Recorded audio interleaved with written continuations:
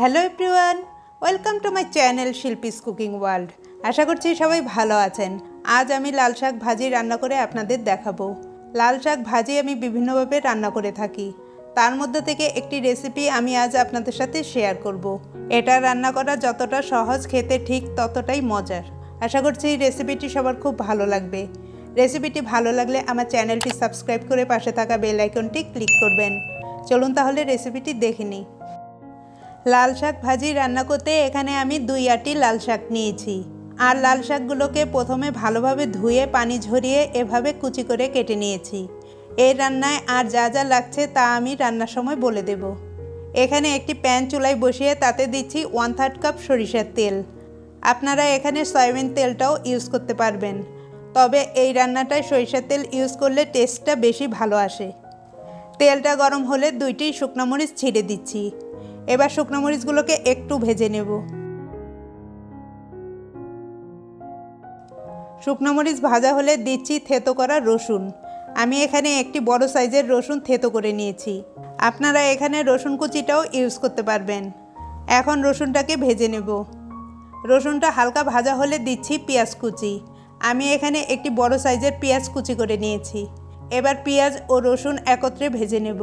চিংড়ি মাছ দিয়ে লাল শাক ভাজির আরেকটি রেসিপি আমার চ্যানেলে দেয়া আছে, লিঙ্কটা ডেসক্রিপশন বক্সে দেয়া থাকবে, চাইলে সেখান থেকে দেখে নিতে পারবেন। পেঁয়াজ ও রসুন ভাজা হলে দিচ্ছি লাল শাক কুচি।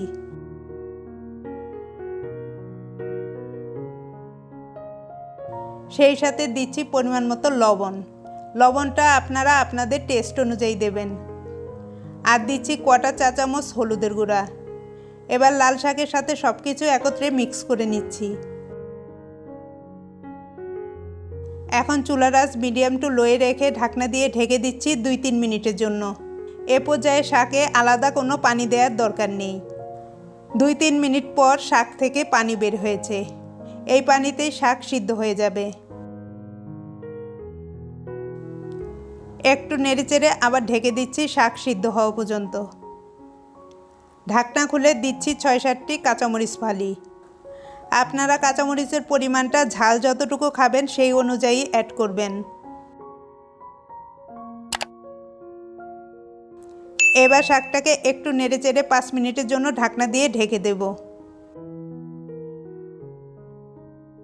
5 মিনিট পর রান্নাটা আমার হয়ে গিয়েছে।